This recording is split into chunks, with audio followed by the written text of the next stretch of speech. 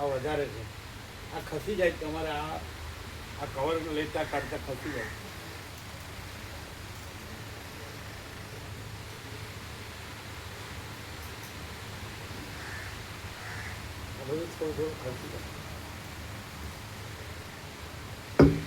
ઓમ બરાબર, એ ખસી જાય, વધતું ઓછું થઈ જાય.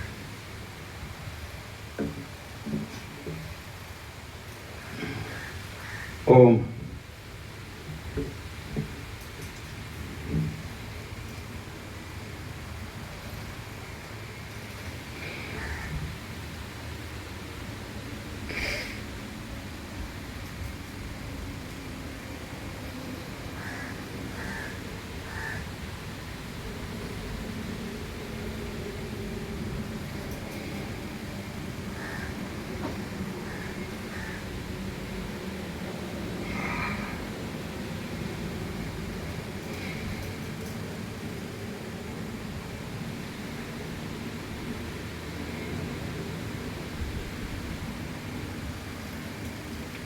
परम चिदाकाश, परम ज्योति, अखंड ज्योति, महाचिदाकाश, स्वयं प्रकाश, संपूर्ण प्रकाश, पूर्ण ब्रह्म, अनंत तेजघन, अनंत चिदघन, परमाकाश, केवल अनंत शुद्ध तेजघन, परमाकाश, अखिल आत्मा, पूर्ण ब्रह्म, परमात्मा, परम चिदाकाश, परम ज्योति, अखंड ज्योति, अनंत पूर्ण परम चिदाकाश, परम शांति, स्वयं सिद्ध, स्वयं प्रकाश, स्वयं पूर्ण, स्वस्वरूप, यही सब कुछ है, इसके सिवा कुछ नहीं है. शून्यभास, अनंत कोटि, महाकल्पो है ही नहीं. महाचिदाकाश, स्वयं प्रकाश, संपूर्ण प्रकाश, महाचिदाकाश ज्योति, अनंत, अखंड, अभेद, महाचिदाकाश ज्योति, महातत्व, महासामान्य, महाचिदाकाश स्वसंवेद्य, सहज निर्विकल्प, महाचिदाकाश, परम कैवल्य, परम शांति, परम चिदाकाश, अनंत, पूर्ण, निरपेक्ष सत्य, अनंत, संपूर्ण, अपरिघी, निर्भ्रांत, निरपेक्ष, वसिष्ठराम निर्वाण. राउंड 39मो राउंड.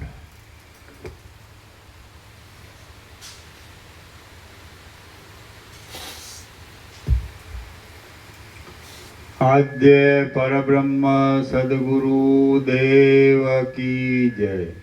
ओम श्री परमात्मने नमः. सद्ग्रंथों शिरोमणि श्री योगवासिष्ठ महारामायण निर्वाण प्रकरण पूर्वाल.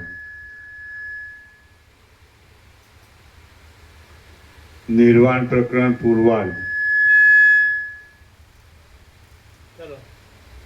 सर्ग 62मो, पेज नंबर 909, 979, पेज नंबर 979. सर्ग 62मो. एक सन्यासी ने अनेक देह प्राप्तिनो भ्रम. आ 62मा सर्गमा विचित्र वासनाओना योगथी कोई सन्यासी ने अनेक देहोनी प्राप्तिनो विभ्रम थवानुं वर्णन करवामां आवशे. वशिष्ठ बोल्या, हे रामचंद्र जी, आ विषय में हूँ एक इतिहास के जेमा કોઈ એક વિચારશીલ સંન્યાસીને જે કાંઈ થયું હતું તેનું વર્ણન છે તે કહું છું, તે સાંભળો. કોઈ એક સંન્યાસી પોતાના આશ્રમને યોગ્ય શ્રવણ, મનન અને સમાધિ રચીને આખો દિવસ ગાળતો હતો. સમાધિના અભ્યાસથી વાસનાઓનો ત્યાગ કરવામાં સમર્થ થયેલું તે સંન્યાસીનું ચિત્ત જેમ જળ તરંગપણાને પામે છે તેમ જે સ્થિતિનું ચિંતન કરતું તે સ્થિતિને તુરત પામતું હતું. એકાગ્ર ચિત્તવાળો એ સંન્યાસી એક દિવસે સમાધિમાંથી વિરામ પામી આસન પર બેઠો હતો. ત્યાં તેને કંઈક ક્રિયાના ક્રમનો વિચાર થયો. વિચાર કરતાં કરતાં તેને પોતાની મેળે એવી વૃત્તિ ઉત્પન્ન થઈ કે હું લીલાને માટે શાસ્ત્રના સંસ્કાર વિના કોઈ પામર જનની ચેષ્ટાની તરત ભાવના કરું. એ પ્રમાણે વિચાર કર્યો એટલે એ સંન્યાસીનું ચિત્ત જેમ જળ ચક્રી પામતા પ્રવાહપણાનો તથા સમસ્થિતિનો ત્યાગ કરી ચક્રીરૂપ થઈ જાય છે તેમ સંન્યાસીની પદ્ધતિનો ત્યાગ કરીને કોઈ પામર પુરુષ રૂપ થઈ ગયું. એ ચિત્તમય પુરુષે સહસા પોતાની ઈચ્છાથી પોતાનું જીવટ એ નામ કરી લીધું અને તે કાકતાલીયની પેઠે થઈ ગયું. એ જીવટ નામનો સ્વપ્ન પુરુષ સ્વપ્નથી રચાયેલા કોઈ નગરના રાજમાર્ગો અને ગલીઓની અંદર વિહાર કરવા લાગ્યો. જેમ ભમરો કમળનો રસ ચૂસે તેમ તેણે હર્ષથી લીલાપૂર્વક મદિરાપાન કર્યું અને તેનો નશો ચડવાથી તે ગાઢ નિદ્રામાં સૂઈ ગયો. તેમાં વેદોનો અભ્યાસ કરતો અને સારા કર્મો આચરતો હું બ્રાહ્મણ છું એવું તેને સ્વપ્ન આવ્યું.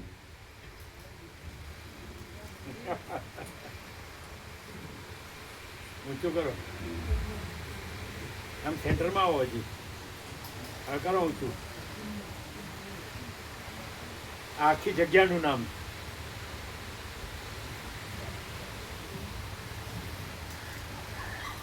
કેવા છે?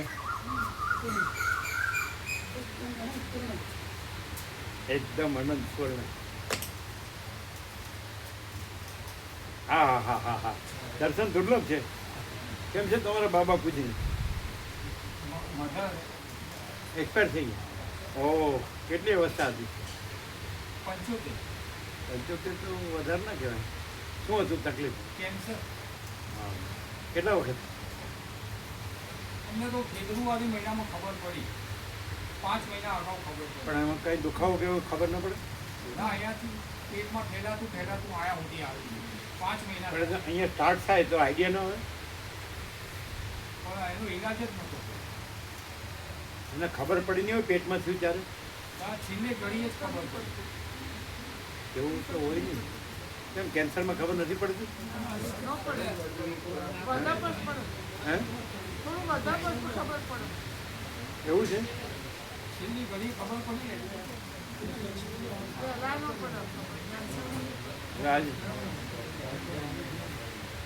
તમારા બાપુજીની એજ કેટલી? એમને 82. એમને કેમ છે? એ ચાલે રાખે આપણે. અમે કીધું આ પ્રભુના દર્શન દુર્લભ. હા, મોકો મળી ગયો. મેં કીધું આજે સમય છે તો આજે પ્રભુના દર્શન કરી આવો. ક્યારે દેવ થઈ ગયા? 2જી તારીખ. હા, ગઈ 2જી તારીખ. તો ટાઈમ થઈ ગઈ.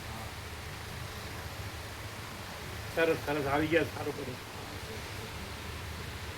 એ માતા પિતા પરમાત્મા છે, સાક્ષાત પરમાત્મા છે, એવી રીતે સેવા કરો. ચાલો, એમને નવું સુધારેલું ભગવાનનું વ્યાપક વાર્ષિકોત્સવનું લિસ્ટ ને બધું આપો. આમાં પ્રભુને છે ને અંદર મામા કોણ છે?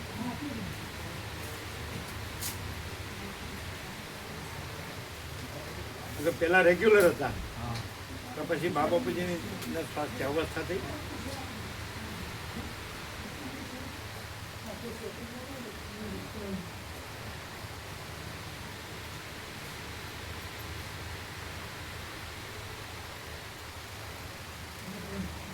એ તો વચનામૃત આપજો.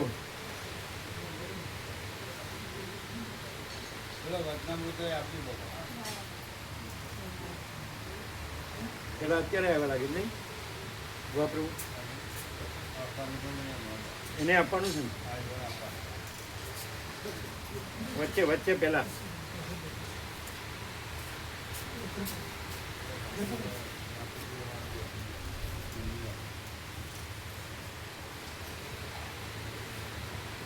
ઉભા રહ્યો.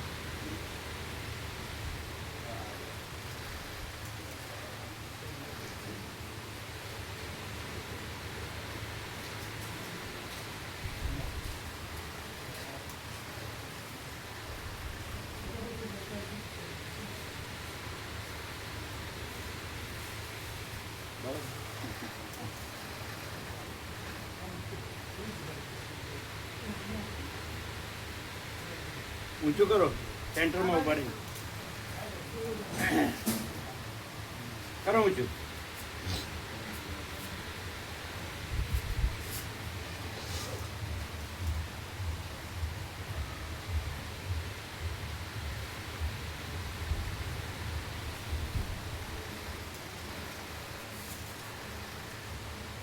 એમને વચનામૃત આપ્યા, એ કનુ પ્રભુને આપજો. આપ્યા આપ્યા ને વચનામૃત આપ્યા, લીસ્ટ આપ્યું સુધારેલું. બીજું કંઈ રહી ન જતું. બીજું શું આપો છો? એ જ આપો છો. ચાલો ચાલો.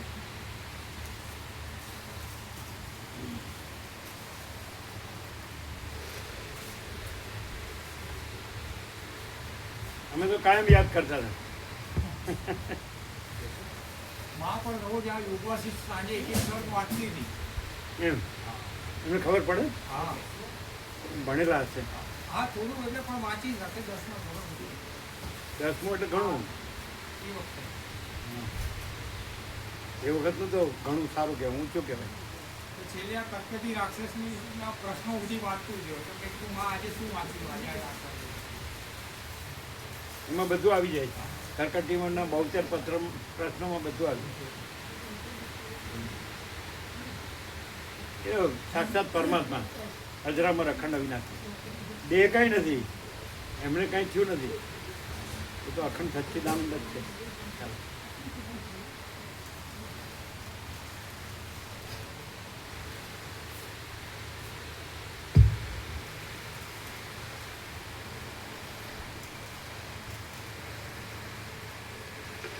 જેમ ભમરો કમળનો રસ ચૂસે તેમ તેણે હર્ષથી લીલાપૂર્વક મદિરાપાન કર્યું અને તેનો નશો ચડવાથી તે ગાઢ નિદ્રામાં સૂઈ ગયો. તેમાં વેદોનો અભ્યાસ કરતો અને સારા કર્મો આચરતો હું બ્રાહ્મણ છું. તેમાં વેદોનો અભ્યાસ કરતો અને સારા કર્મો આચરતો હું બ્રાહ્મણ છું એવું તેને સ્વપ્ન આવ્યું.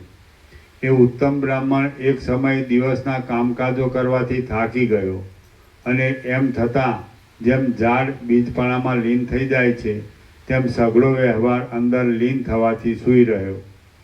એ બ્રાહ્મણે સ્વપ્નમાં પોતાને માંડલિક રાજા થયેલો જોયો. એ માંડલિક રાજા એક દિવસે આહાર કરીને ગાઢ નિદ્રાથી સૂઈ રહ્યો. ત્યાં પોતામાં સઘળી દિશાઓના મંડપને પાળનારું અને જેમ પુષ્પોના ઓગથી લતા શોભી રહે છે તેમ ભોગોના સમૂહથી શોભી રહેલું ચક્રવર્તીપણું થયેલું જોવામાં આવ્યું. એ ચક્રવર્તી રાજા એક દિવસે એ મામા પ્રભુ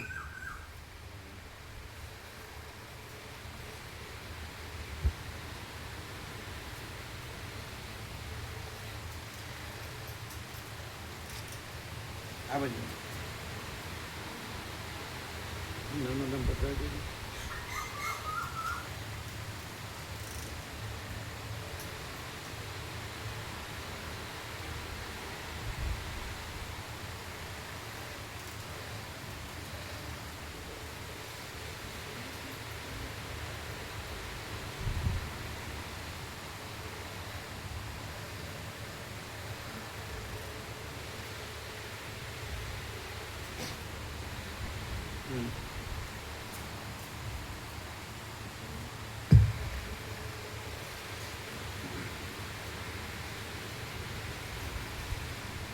એ ચક્રવર્તી રાજા એક દિવસે પોતાના સઘળા કામોને બંધ કરીને સ્વસ્થ થઈને જેમ કાર્ય કારણમાં સૂવે છે તેમ સૂતો. ત્યાં કામ વાસનાથી તેને ભોગવવાની ઈચ્છા થઈ, એટલે સ્વપ્નમાં તેણે પોતાને રૂપાળી અપ્સરા થયેલો જોયો. જેમ વૃક્ષની અંદરનો રસ પોતાને મંજરી થયેલો દેખે છે, તેમ તેણે પોતાને અપ્સરા થયેલો જોયો. રતિ કરવાથી થાકીને એ અપ્સરા ગાઢ નિદ્રાને પ્રાપ્ત થઈ. ત્યાં પોતાના નેત્ર મૃગલી જેવા છે એ વાસના થતાં પોતે મૃગલી છે એવું સ્વપ્ન આવ્યું. ચપળ નેત્રોવાળી એ મૃગલી કોઈ એક દિવસે નિદ્રાને વશ થઈ, એટલે તેને સ્વપ્ન આવ્યું કે હું પોતે લતા છું, એટલે એ લતા બની. પશુ પક્ષીઓ વગેરે પણ ચિત્તના સ્વભાવને લીધે સ્વપ્ન જુએ છે, કેમ કે દેખેલા અને સાંભળેલા વિષયોના સંસ્કારોનું ગ્રહણ કરી રાખવું એ ચિત્તનો ધર્મ છે. પુષ્પોથી, ફળોથી તથા પલ્લવોથી શોભી રહેવાને લીધે એ લતા વનદેવીઓના બગીચાની અંદરના લતા મંડપની પેઠે જણાવા લાગી. બીજની અંદર રહેલા અંકુરના જેવા આકારવાળી અને સાક્ષી ચૈતન્યના પ્રકાશથી તે લતાને એવું સ્વપ્ન આવ્યું કે મને કોઈ બીજો કાપી નાખે છે, એટલે પોતે ભમરો છે એમ તેના જોવામાં આવ્યું. જેમ પ્યારો પતિ જુવાન સ્ત્રીઓમાં વિહાર કરે, તેમ એ ભમરો વનોની લતાઓમાં અને ખીલેલી કમલિનીઓમાં વિહાર કરવા લાગ્યો. અને અનેક પુષ્પોના સમૂહોથી શોભી રહેલી તે લતાઓમાં તથા મોતીના હાર જેવી શોભતી કમલિનીઓમાં ગોલા જેવા રાતા અને પ્રિયાના અધર રસ જેવા મીઠા પુષ્પોના રસને તે ચાખવા લાગ્યો. એ ભમરો કમલિનીમાં ખૂબ જ પ્રેમ રાખી કમળના નાળમાં જ રહેવા લાગ્યો, કેમ કે જડ બુદ્ધિવાળાનું ચિત્ત પણ ક્યાંય પ્રેમને વશ થાય છે. એક દિવસે એ કમલિનીને ઉખેડવા હાથી આવ્યો, કેમ કે મૂઢ પ્રાણીઓનો નિશ્ચય રમણીય વસ્તુઓનો નાશ કરવા માટે જ હોય છે. એ હાથીએ કમલિનીને ઉખેડી નાખી. તે સમયે કમળના નાળની સાથે પેલો ભ્રમર હાથીના દાંતમાં આવી જતા ચોખાના દાણાની જેમ ચૂરો થઈ ગયો. મરણ પામેલા એ ભમરાને હાથીના દર્શનથી અને હાથીના આકારની ભાવનાના બળથી પોતે એક મદ જરતો હાથી છે એમ તેણે જોયું. એ હાથી કોઈ દિવસ પકડવા આવેલા લોકોએ બનાવેલા સાંકળ વગેરેના બંધ કરતાં પણ વધારે સંકટવાળા અને સુકાયેલા સમુદ્ર જેવા ઊંડા ઉજ્જડ ખાડામાં જેમ જીવ દુઃખમય સંસારમાં પડે છે તેમ પડ્યો. પકડાઈને રાજદ્વારમાં ગયેલો એ હાથી રાજાને પ્યારો થઈ પડ્યો અને યુદ્ધમાં શત્રુઓના મોટા મોટા સૈન્યોને તોડવા લાગ્યો. નિશાચર જેવો સર્વદા મદોન્મત રહેતો એ હાથી કોઈ એક દિવસે રાત્રિના યુદ્ધમાં ઘૂમતા શત્રુઓની તલવારો વગેરેથી કપાઈને જેમ દેહાભિમાન વિવેકરૂપી પવનથી જુદું પડી નાશ પામે છે, તેમ તે હાથી મરણ પામ્યો. એ હાથીઓના ગંડસ્થળમાંથી ઉડેલા ભ્રમરોને જોવાથી અને પોતાના ગંડસ્થળોમાં રહેનારા ભ્રમરોના પરિચયથી ફરીને પાછો ભમરો થયો. એ ભમરો વનની લતાઓનું સેવન કરતાં કરતાં પાછો કમલિનીમાં આવ્યો, કેમ કે અજ્ઞાની જીવો વાસનાઓ ત્યજી શકતા નથી. કમલિનીમાં રહેલો એ ભમરો હાથીના પગથી દબાઈને પાછો ચૂર્ણ થઈ ગયો અને પછી કમલિની આસપાસ રહેનારા હંસોના પરિચયની વાસનાથી હંસ થયો. હંસના અવતાર પછી બીજી પણ હાથી વગેરેની 85 યોનિઓમાં ભટકીને પાછો હંસની યોનિમાં આવ્યો. એ હંસ એક દિવસે બીજા ઘણા હંસની મંડળીમાં વિહાર કરતો હતો. ત્યાં બ્રહ્માના હંસના ગુણોનું તથા આકાર વગેરેનું વર્ણન સાંભળવામાં આવતા તેને હું પણ એવો બ્રહ્માનો હંસ થાઉં તો ઠીક એવી વાસના ઈંડાના રસમાં રહેલા મોરની જેમ વૃદ્ધિ પામી. બ્રહ્માના હંસનું વારંવાર સ્મરણ કર્યા કરતો એ હંસ વ્યાધિરૂપી ગણથી મરણ પામીને હંસપણાની વાસનાના બળથી બ્રહ્માનો હંસ થયો.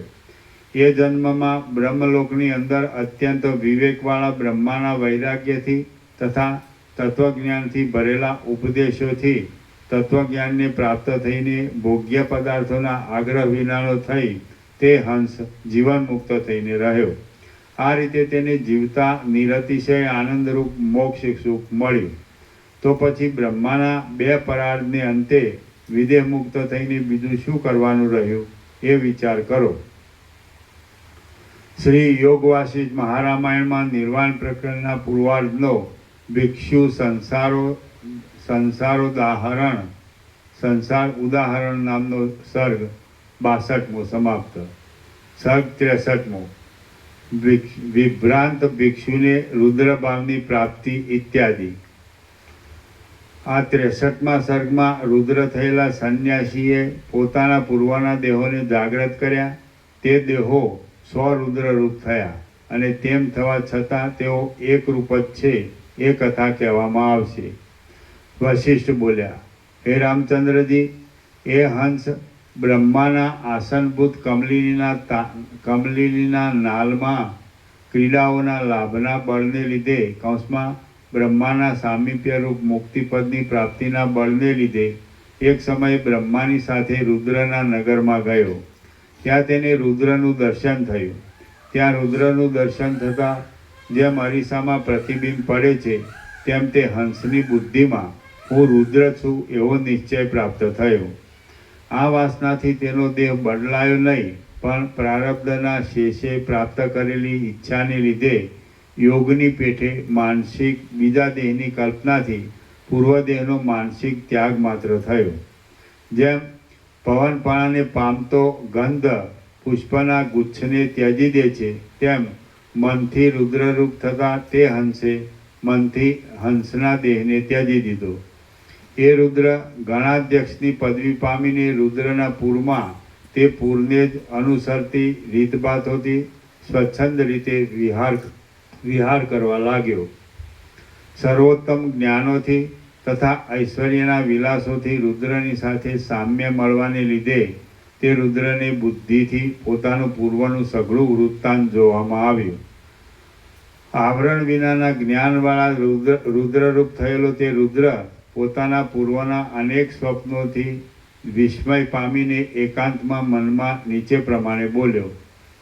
રુદ્ર બોલ્યા, અહો, નિર્જળ દેશોમાં જળની જેમ અસત્ય છતાં સત્ય લાગતી અને જગતને મોહ આપનારી આ વિચિત્ર માયા ફેલાય છે. હું પ્રથમ પારમાર્થિક સ્થિતિથી ચૈતન્ય જ હતો.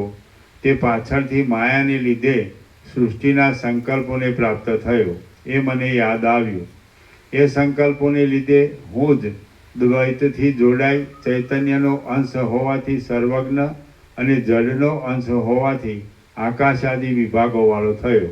પછી યદિચ્છાથી સ્થૂળ સૂક્ષ્મ દેહોના એકપણાનો અધ્યાસ પ્રાપ્ત થતાં વાસનાઓની વિચિત્રતાઓથી રંગાવાને લીધે હું જીવ થઈને રહ્યો. એ જીવ અનાદિકાળથી જન્મોની પરંપરાને અનુભવતો કોઈ સર્ગમાં વૈરાગ્ય આદિની દ્રઢતાને લીધે વિષયોથી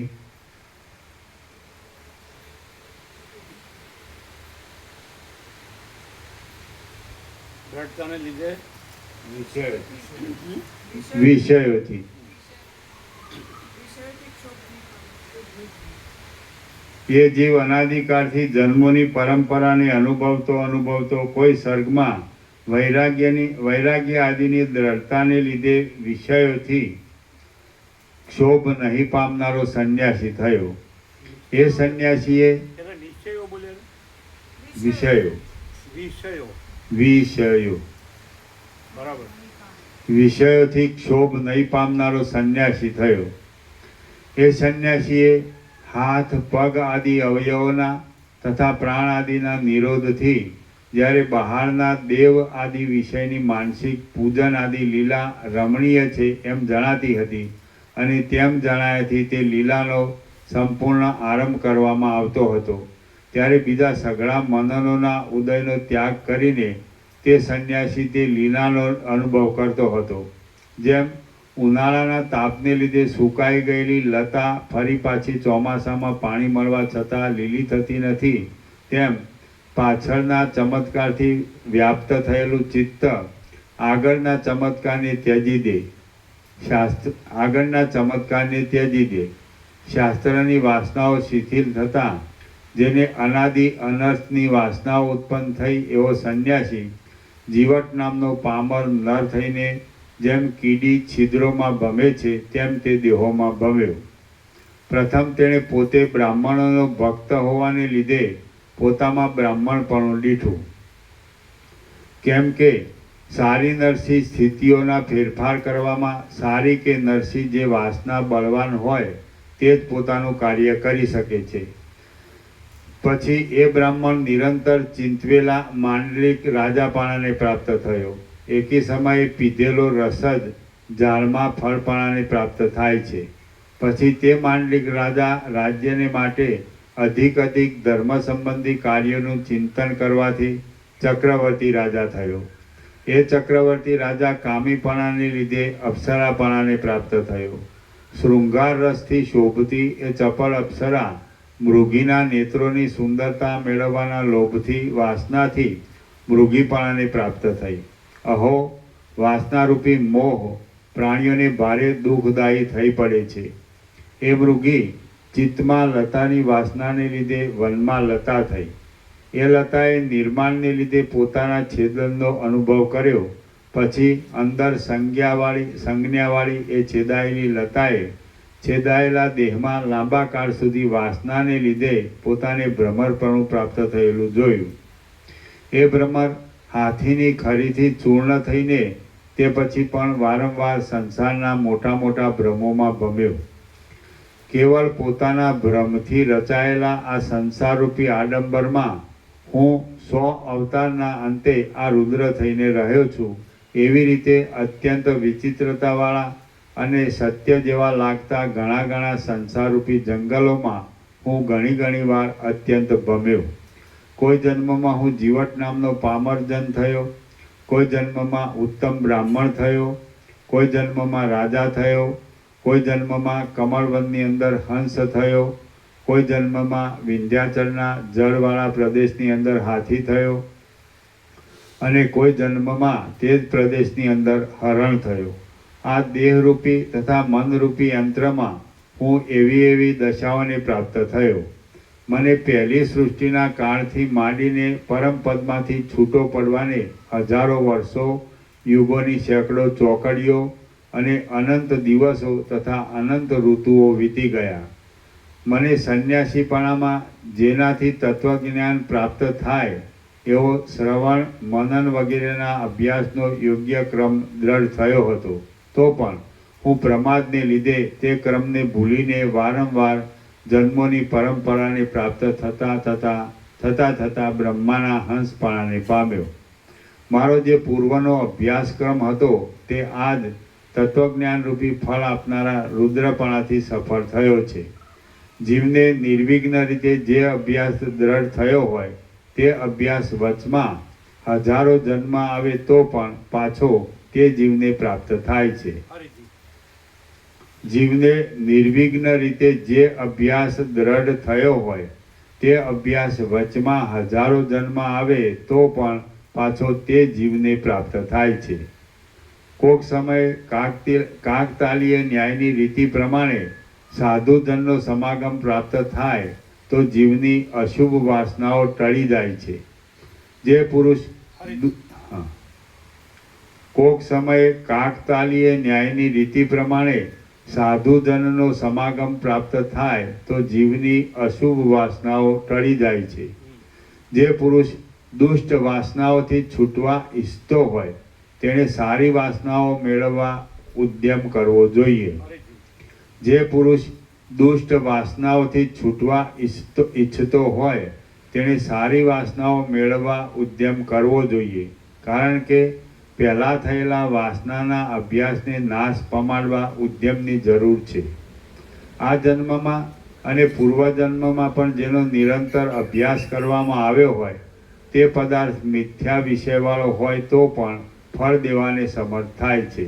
ત્યારે શ્રવણાદિક પ્રયત્ન કે જે સત્ય વિષયવાળો છે તે ફળ આપવાને સમર્થ થાય તેમાં શું કહેવું?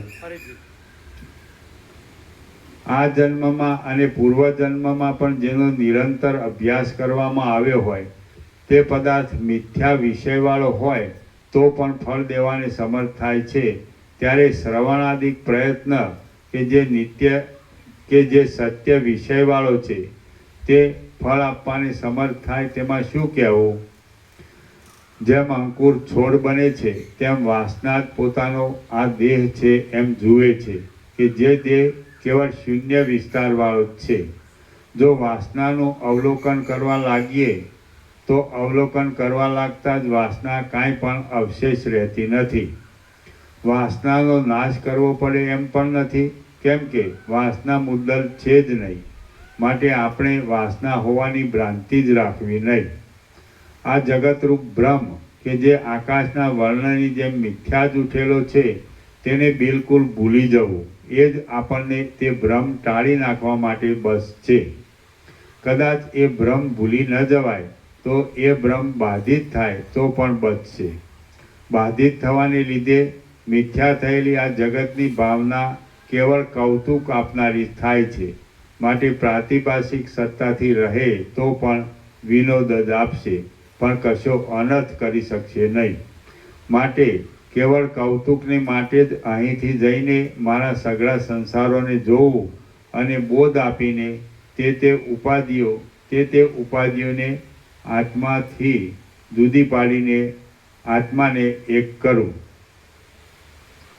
વશિષ્ઠ બોલ્યા, હે રામચંદ્રજી, એ રુદ્ર એ પ્રમાણે વિચાર કરીને તે સૃષ્ટિમાં ગયો કે જે સર્ગમાં વિહારની અંદર સૂતેલો પેલો સંન્યાસી સબ જેવો થઈને રહ્યો હતો, એ સંન્યાસીને જગાડીને રુદ્ર તેમાં પોતાના ચિત્તના અંશરૂપ ચિત્તની અને પોતાના અંશભૂત ચિદાભાસરૂપ જીવની પણ યોજના કરી. એની નીચે ટિપ્પણી છે, જેમ આપણે જાગીએ છીએ ત્યારે સ્વપ્નના શરીરોનો અને સ્વપ્નના શરીરોના પ્રપંચોનો બાદ થઈ જાય છે, તેમ સંન્યાસી જાગતા જીવટથી માંડીને રુદ્ર સુધીના શરીરોનો અને તેઓના પ્રપંચોનો બાદ થયો નહીં.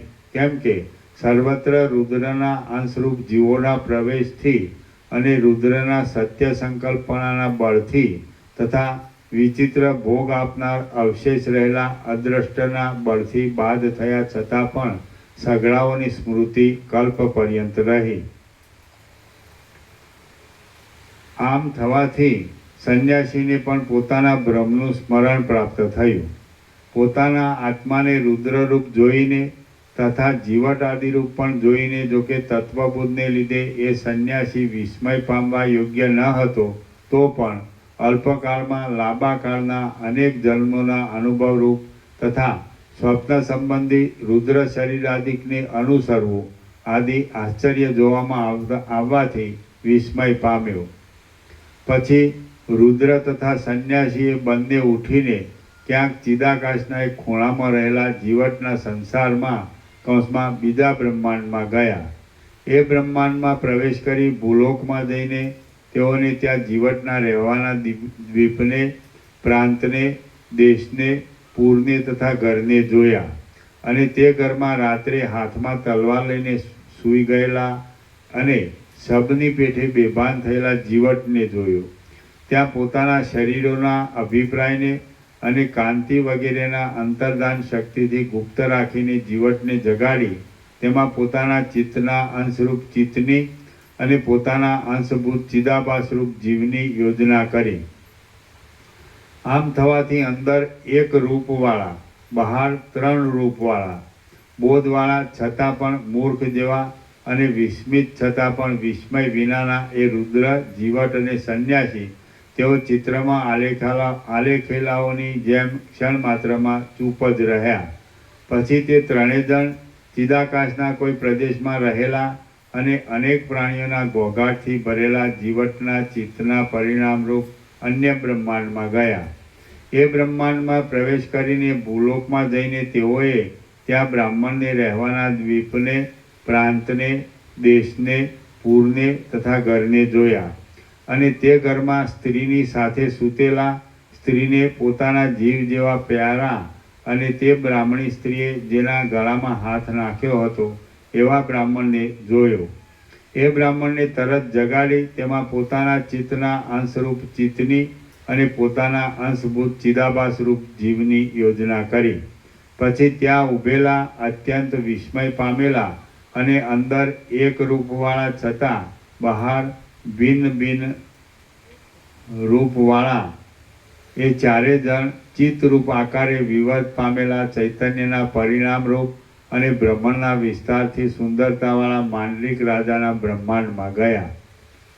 એ બ્રહ્માંડમાં પ્રવેશ કરીને ભૂલોકમાં જઈ તેઓએ ત્યાં માંડલિક રાજાને રહેવાના દ્વીપને, પ્રાંતને, દેશને, પૂરને અને ઘરને જોયા અને તે ઘરમાં પલંગરૂપી કમળમાં સૂતેલા માંડલિક રાજાને દીઠો કે જે રાજા મદથી ઉન્મત્ત હતો, સોના જેવો સુંદર લાગતો હતો અને સોના જેવા અંગોવાળી રાણીએ સ્તનોના મધ્યમાં રાખવાથી જાણે કમળના કેશમાં ભ્રમરીની સાથે સૂતેલો ભ્રમર હોય એવો જણાતો હતો.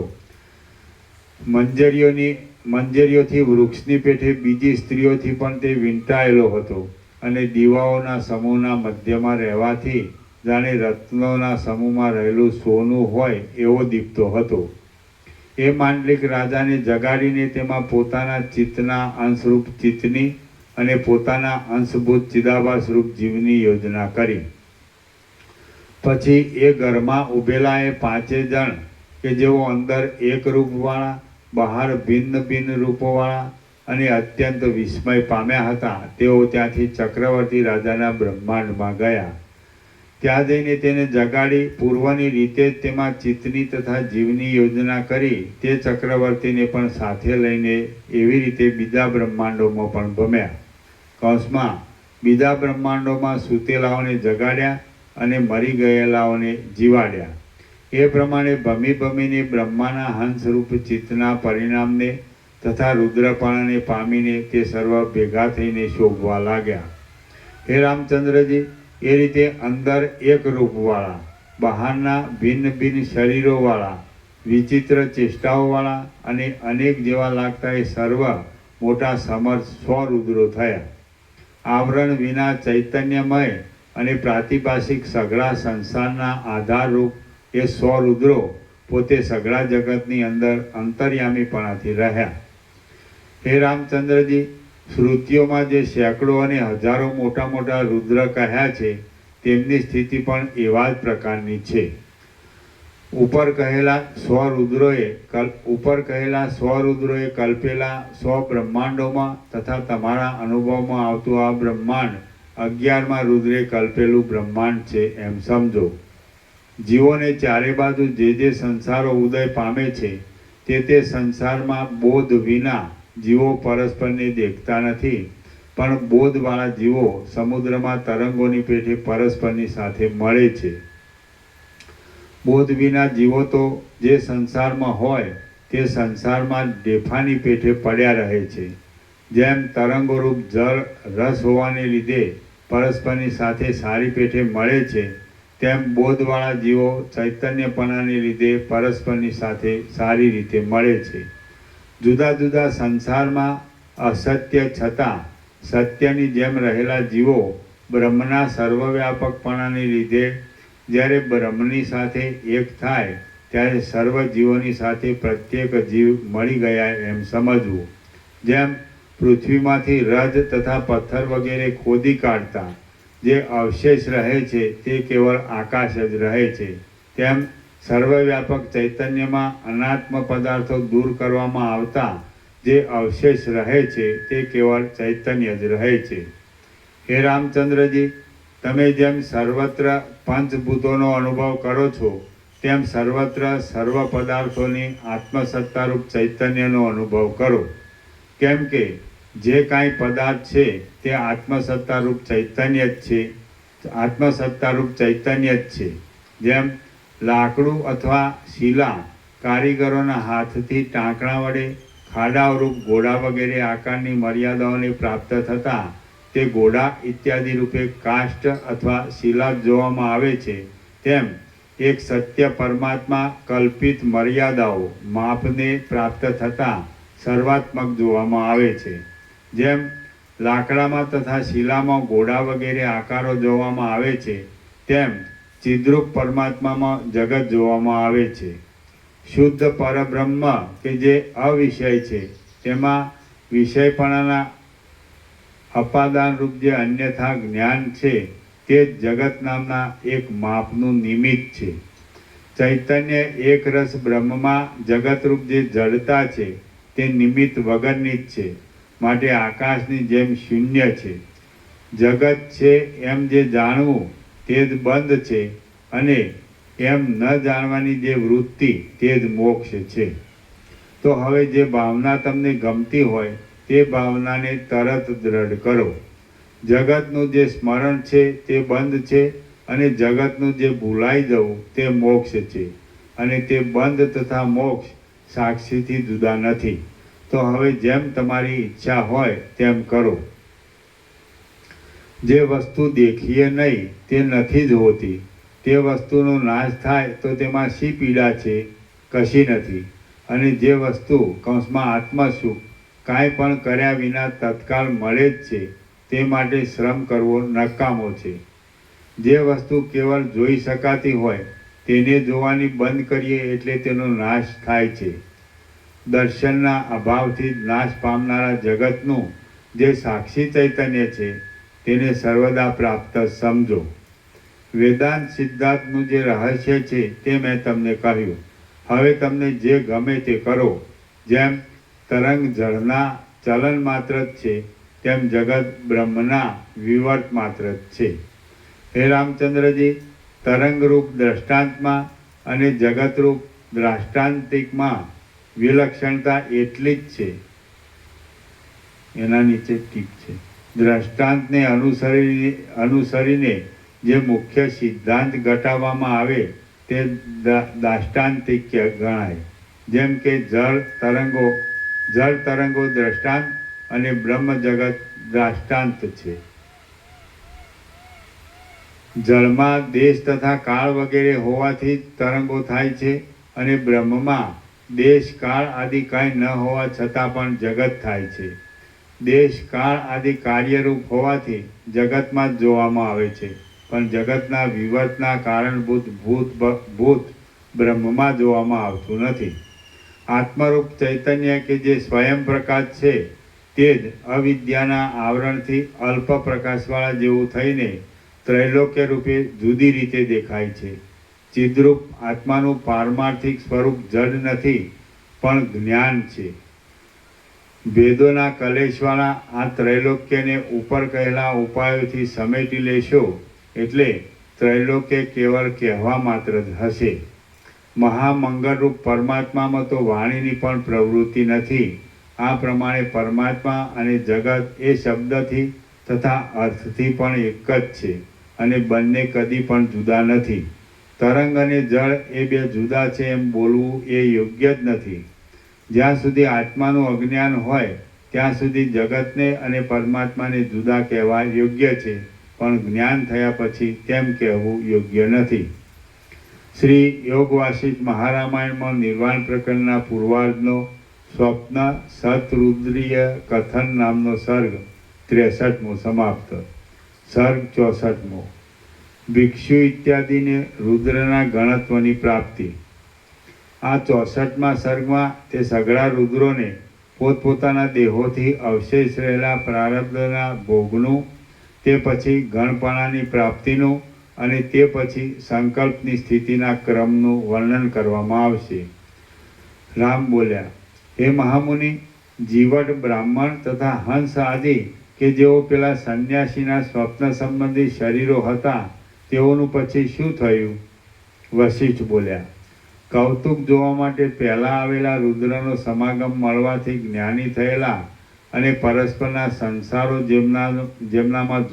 જેમના જોવામાં આવ્યા હતા એવા એ રુદ્રના સઘળા અંશો કૃતાર્થ થવાને લીધે સુખી થઈ રહ્યા. પેલા રુદ્રે ઉપર કહ્યા પ્રમાણે માયા જોઈને પછી તે પોતાના અંશોને પોતપોતાના સંસારોમાં પાછા મોકલતા નીચે પ્રમાણે કહ્યું. રુદ્ર બોલ્યા, મારા અંશરૂપ તમે તરત પાછા પોતપોતાના સ્થાને જાઓ. એ સ્થાને કેટલાક કાળ સુધી સ્ત્રીઓની સાથે ભોગો ભોગવી પાછા મારી પાસે આવશો, અને મારા નગરને શોભાવનારા મારા ગણ થશો. બે પરાગને અંતે મહાપ્રલય થશે ત્યારે જગતના દેખાવાનો પણ નાશ થવાથી આપણે પરમ પદને પામીશું. વશિષ્ઠ બોલ્યા, હે રામચંદ્રજી, એ મહાત્મા રુદ્ર એ પ્રમાણે કહીને અંતર્ધાન થઈ જતા એ સઘળા રુદ્રોનું છેલ્લા રુદ્રના સંસારને જોનારું જે સાક્ષી ચૈતન્ય હતું તે જેમ સ્વપ્નનો સાક્ષી જાગ્રતમાં આવે છે તેમ જીવટ આદિના પ્રત્યેક સંસારમાં આવ્યું. રુદ્રની આજ્ઞાથી પોતપોતાના બ્રહ્માંડમાં જઈને પોતપોતાના ઘરોમાં રહેલા તે જીવટ અને બ્રાહ્મણ આદિ લોકો હમણાં પોતપોતાની સ્ત્રીઓ સાથે ભોગ ભોગવે છે.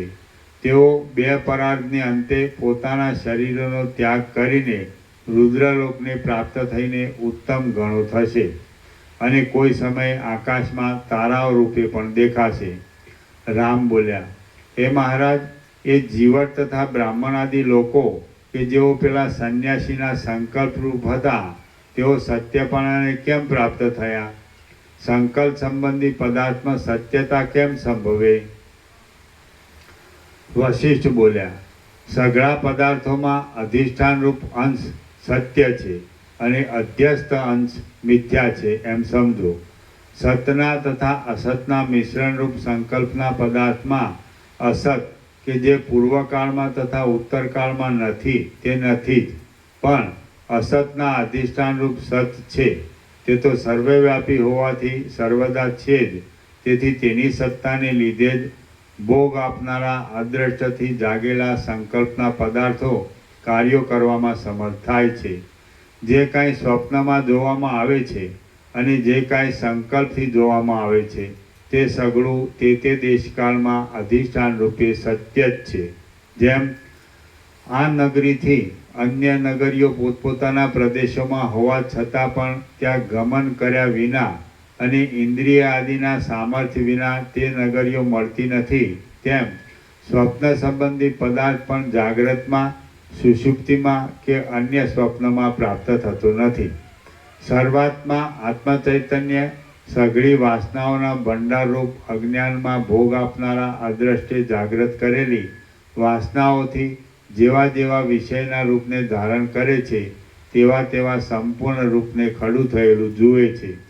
સઘળા સ્વપ્નોને તથા સઘળા સંકલ્પોને વગેરેને એકી સમયે દેખવાનો ઉપાય તો અભ્યાસના તથા યોગના પરિપાકની દશા જ છે. અભ્યાસના તથા યોગના પરિપાકની દશા વિના સઘળા સ્વપ્નો તથા સંકલ્પોનું એકી વખતે દર્શન પ્રાપ્ત થતું નથી. શંકર આદિ ઈશ્વર કોટીના લોકો કે જેમને યોગ સિદ્ધિનું ફળ સ્વાભાવિક જ છે તેઓ તે અભ્યાસ વિના પણ સર્વત્ર સર્વને જુએ છે. અભ્યાસ અને યોગ સંકલ્પના પદાર્થમાં ચિત્તનું એકાગ્રપણું મેળવી આપે છે. એટલો જ સંકલ્પના પદાર્થના લાભમાં તેમનો ઉપયોગ છે. એકાગ્રતા ન હોય તો ચિત્ત અનેક પદાર્થોમાં ભટકવાથી એક પણ સંકલ્પના પદાર્થને પ્રાપ્ત થતું નથી, પણ બંનેથી ભ્રષ્ટ થાય છે. જેની એકમાં જ નિષ્ઠા હોય તેનું જ સઘળું ધારેલું કાર્ય સિદ્ધ થાય છે. જેની એકમાં જ નિષ્ઠા હોય તેનું જ સઘળું ધારેલું કાર્ય સિદ્ધ થાય છે. જેનું એકમાં જ નિષ્ઠા હોય તેનું જ સઘળું ધારેલું કાર્ય સિદ્ધ થાય છે. દક્ષિણ દિશામાં જતા ઉત્તર દિશા તે કોને મળે? જેઓ સંકલ્પના કરેલા પદાર્થમાં એકાગ્ર હોય તેમને જ સંકલ્પના કરેલા પદાર્થ પ્રાપ્ત થાય છે. જેઓ આગળ રહેલા પદાર્થમાં તત્પર હોય તેમને જ આગળ રહેલો પદાર્થ મળે છે. એક પદાર્થ બુદ્ધિમાં હોવા છતાં જે માણસ બીજા કલ્પેલા પદાર્થને પામવા ઈચ્છે છે તે માણસ એક પદાર્થમાં જ નિષ્ઠાવાળો નહીં હોવાને લીધે બંને પદાર્થને ગુમાવે છે. એક પદાર્થ બુદ્ધિમાં હોવા છતાં જે માણસ બીજા કલ્પેલા પદાર્થને પામવા ઈચ્છે છે તે માણસ એક પદાર્થમાં જ નિષ્ઠાવાળો નહીં હોવાને લીધે બંને પદાર્થને ગુમાવે છે. સંન્યાસીનો દેહ, સંન્યાસીનો જીવ એક પદાર્થમાં જ નિષ્ઠાવાળો હતો, તેથી તે રુદ્રપાણાને પ્રાપ્ત થઈ સર્વજ્ઞ બનીને સર્વને પ્રાપ્ત થયો. પ્રસિદ્ધ રુદ્ર પણ એવી રીતે સર્વને પ્રાપ્ત થયેલા છે. સંન્યાસીના જીવટ આદિ સંકલ્પના જીવો જુદા જુદા રહ્યા હતા અને તેમના બ્રહ્માંડો પણ જુદા જુદા હતા. તેથી તેઓ અન્યોન્યને દેખતા ન હતા. રુદ્રના જ્ઞાન વિના તેઓ પરસ્પરને દેખી શક્યા જ નહીં. એ અજ્ઞાની જીવો રુદ્રની ઈચ્છાથી જ પરસ્પરના સંસારોને જાણનારા, પોતે પણ રુદ્રરૂપ અને વળી ઘણા રૂપોવાળા પણ થયા. હું આ સ્થળમાં વિદ્યાધર થાઉં અથવા અમુક સ્થળમાં પંડિત થાઉં, એવું એકાગ્રપણાથી જે ધ્યાન કરવામાં આવે તે ધ્યાન સફળ થાય છે. જીવોની આવા વ્યવહારની અવસ્થામાં આ સંન્યાસીના સંકલ્પની દુનિયા જ દ્રષ્ટાંતરૂપ છે. આ જીવ ધારણાના તથા ધ્યાનના યત્નને અનુસરી એકપણાને, ઘણાપણાને, મૂર્ખપણાને, પંડિતપણાને, દેવપણાને તથા મનુષ્યપણાને વગેરેને દેશના, કાળના તથા ક્રિયાઓના ક્રમથી તથા એકી વખતે પણ કરવાને સમર્થ છે. જીવ વાસ્તવિક રીતે મર્યાદાઓથી રહિત છે, એટલા માટે સઘળી શક્તિઓવાળો છે અને એક દેહના અભિમાનરૂપ મર્યાદાઓથી મુક્ત થાય છે. એટલા માટે એક જ કાર્ય કરવાની શક્તિવાળો પણ છે. શક્તિના સ્વભાવને અનુસરી તે કાર્ય કરવાના સ્વભાવની વ્યવસ્થા થાય છે. પ્રાણીઓના કર્મોને અનુસરીને અનેક વર્ગો રૂપે પ્રકટ થતો અને સર્વ પ્રાણીઓના સંહાર નામના પ્રલય રૂપે સંકોચ પામનારો ઈશ્વર જીવોના દ્રઢ સંકલ્પને અનુસરતું ફળ પોતાની ઈચ્છાથી આપે છે. એટલે ઈશ્વરને વિષયપણાનો કે નિર્દયપણાનો કશો દોષ પ્રાપ્ત થતો નથી. યોગ કરનારી સ્ત્રીઓ અને યોગીઓ પોતે જ ધારણા વગેરેથી મેળવેલા દેશોના, કાળોના તથા ક્રિયાઓના ક્રમોથી પોતાના ઘરમાં અને જ્યાં ઈચ્છા હોય ત્યાં બીજે ઠેકાણે પણ અનેક દેહોની કલ્પનાથી રહે છે. યોગીઓ આ લોકમાં તથા સ્વર્ગાદિક અન્ય લોકમાં પણ એકી વખતે રહે છે અને અમે ઘણી વાર જોયેલું છે. યોગ શક્તિવાળો સહસ્ત્રાર્જુન રાજા એકી વખતે ઘરમાં પણ રહેતો હતો અને બીજા દેહોથી સર્વત્ર રહીને ચોર ઇત્યાદિ લોકોને ત્રાસ પણ આપતો હતો. વિષ્ણુ એક દેહથી ક્ષીર સમુદ્રમાં રહે છે અને બીજા દેહની કલ્પનાથી પૃથ્વીમાં અવતારો પણ ધારણ કરે છે. યોગિનીઓના સમૂહમાં રહે છે અને પશુ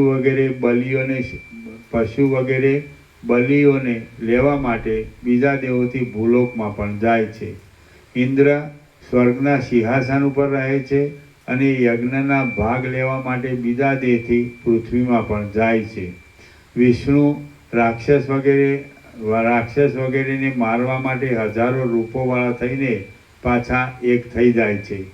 વિષ્ણુ ભક્ત લોકોની પ્રાર્થનાઓ ઉપરથી સેંકડો ભક્તો પર કૃપા કરવા મનુષ્યમાં અવતાર લે છે અને ત્યાં પણ કોઈ સમયે હજારો રૂપોવાળા અને કોઈ સમયે એક રૂપવાળા થાય છે.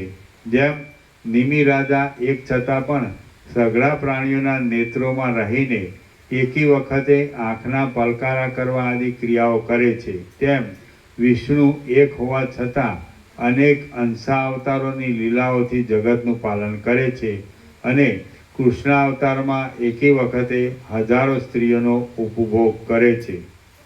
સંન્યાસીના સંકલ્પમય જીવટ તથા બ્રાહ્મણ આદિ લોકો પણ એવી જ રીતે પોતાના સંકલ્પને અનુસરતી રુદ્રની સંમતિથી પાછા પોતપોતાના સંસારોમાં ગયા છે અને ત્યાં લાંબા કાળ સુધી ભોગો ભોગવીને ત્યાંથી રુદ્રના નગરને પ્રાપ્ત થઈને ગણ રૂપે પોતપોતાના પરિવારો સહિત રહેશે.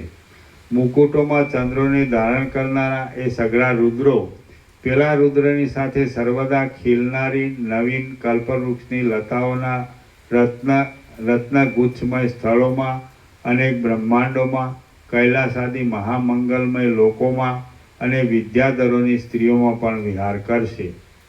શ્રી યોગ વાસિષ્ઠ મહારામાયણમાં નિર્વાણ પ્રકરણના પૂર્વાર્ધનો ગણત્વ પ્રાપ્તિ નામનો સર્ગ 64મો સમાપ્ત. ઓમ ઓમ ઓમ. 8 પરમ ચિદાકાશ પરમ જ્યોતિ અખંડ જ્યોતિ એક્ઝેક્ટ 8. 8 o'clock. પ્રસાદ આપી દો. પ્રસાદ આપી દો.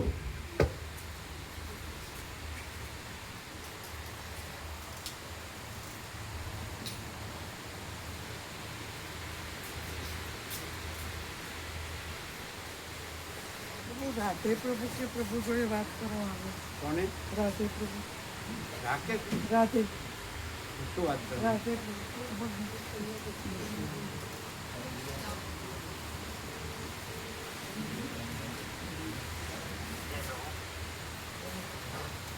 ઓમ ઓમ ઓમ. ફરમાવો અમારે લાયક સેવા.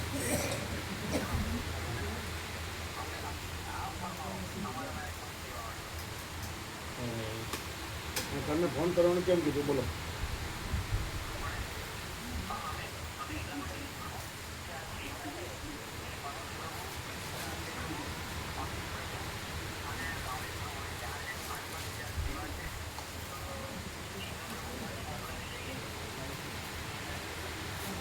કોની સાથે? જે આવતી હોય સાથે એના માટે ફરજિયાત આવવાની જરૂર નથી. જે આવતું હોય એની સાથે ચાલે.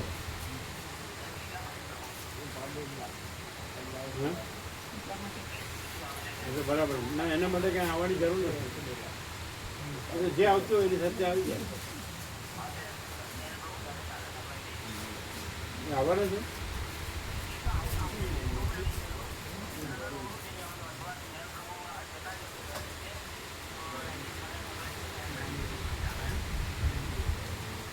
કોણે કીધું? બરાબર બરાબર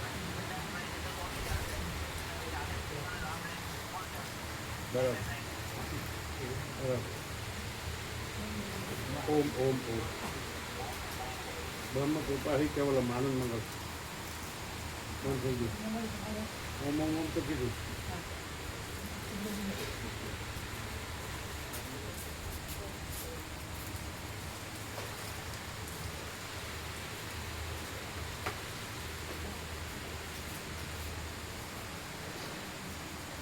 એક જ સેશનમાં બધું આવી જાય.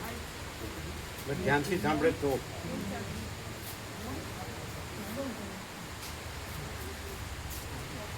કાંઈ જોવા કરવાનું રહેતું જ નથી. જોવા કરવાનું રહેતું નથી.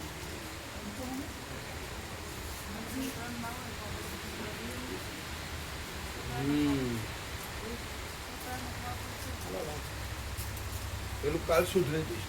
હા, ક્યારે મોકલો સુધરાઈને? કાલ સવારે. કાલે અમે જાળી લગાવવાની છે ને પેલી ઘર ખ્યાલથી લાવીને એ પૂરું કરી દઈએ. મજબૂત કરજો. હા મજબૂત કાલે અને પછી કાટ ના લાગે એવી આપણે કેવી કહેવાય કે નહીં? જરૂર.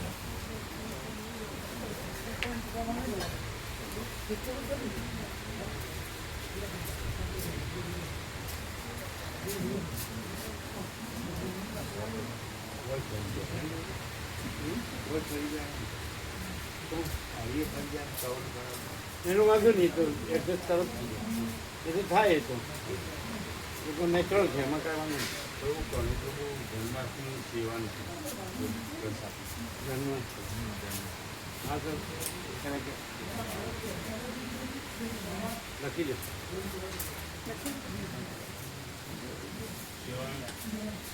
એમ નહીં, એમનો ભંભરા વગર જાય. આ શું કે છે? જન્માષ્ટમીની સેવા આપણે સેવા જન્માષ્ટમી ઉત્સવ ઉજવવાનો એની સેવા. જે બધા ઉત્સવો લખવાનું. નોંધેલા હોય ને એ લાવો.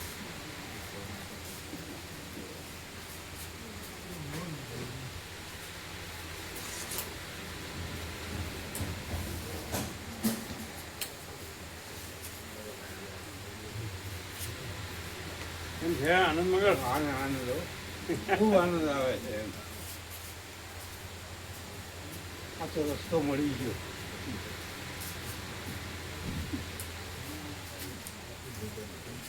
એક સેશન પણ બરાબર સાંભળે ને તો બધું આવી જાય. એક જ બરાબર શાંતિથી ધ્યાનથી સાંભળે ને, શાંતિ જોતી હોય તો. હા બસ. ભમવું હોય તો નહીં. તો નહીં એને પણ છે જ નહીં. એક સેશન આમ શાંતિથી ધ્યાનથી સાંભળે ને તો એમાં બધું આવી જાય હે ને પણ ખરેખર શાંતિ જોતી હોય તો બમવું હોય તો નહીં બમવાનું કાંઈ છે જ નહીં ને પરમ શાંતિ જ છે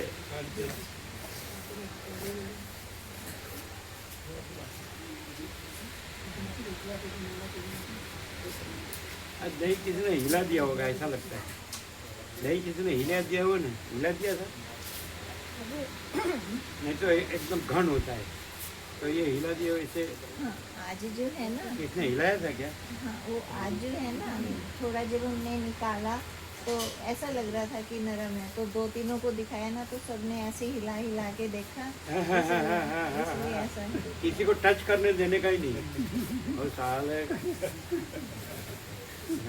चंचलता भ्रांति वाले किसी ने हिला के देखा ये सब देखो कुछ सुनने का हमने क्यों करूँ कि दही हलाई हुई ऐसा हिलाने का नहीं है टूट जाता है ना सब घन रहना चाहिए अखंड वो सब जो जिसका चंचलता भ्रांति वाला है वो ऐसा ही करेगा टच करने नहीं देने का किसी को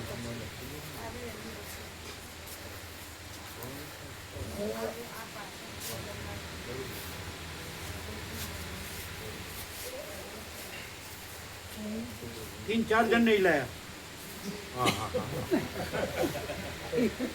अरे भोखरी भारत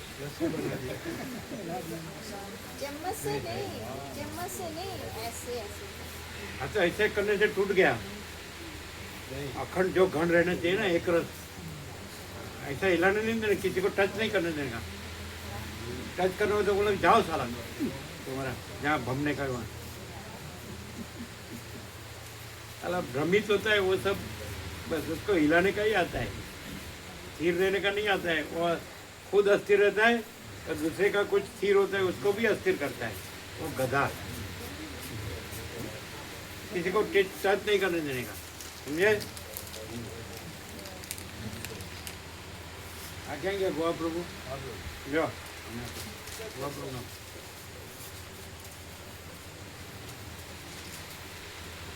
આ દહીં બીજાને હલાવવા આપે પેલું જામ્યું હોય એને જામવા દેતા નથી નકામા માણસો નકામા निकम्मे समझते निकम्मे ये सब साले निकम्मे होते हैं टच करने नहीं देने का भगवान का प्रसाद है समझ में आता है और गधा लोग को लात उगामते हैं ना ऐसा उसको टच नहीं करने देने का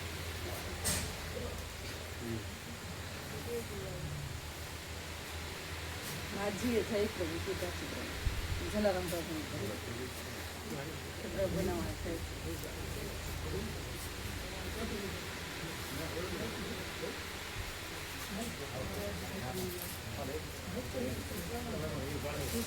શું છે ના ના કરો કરો હા શું શું પંખો બંધ કરવો પડે આ પંખો બંધ કરવો પડે